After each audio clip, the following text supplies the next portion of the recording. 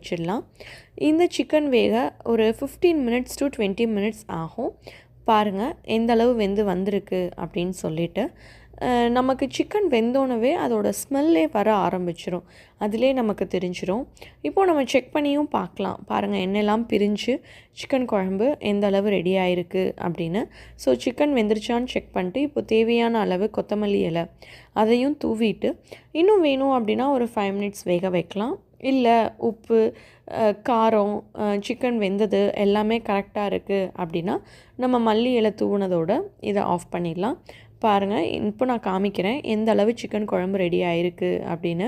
எண்ணெயெல்லாம் மிதந்து வந்து சிக்கன் எல்லாமே நல்லா வெந்து உப்பு காரம் எல்லாமே எனக்கு சரியாக இருக்குது. ரொம்பவே டேஸ்டியான சிக்கன் குழம்பு ரெடி ஆகிடுச்சு. இதே மாதிரி நீங்கள் உங்கள் வீட்டில் சிக்கன் குழம்பு ரெடி பண்ணிவிட்டு டேஸ்ட் எப்படி இருந்ததுன்னு மறக்காமல் கமெண்ட் பண்ணுங்கள். தேங்க்யூ.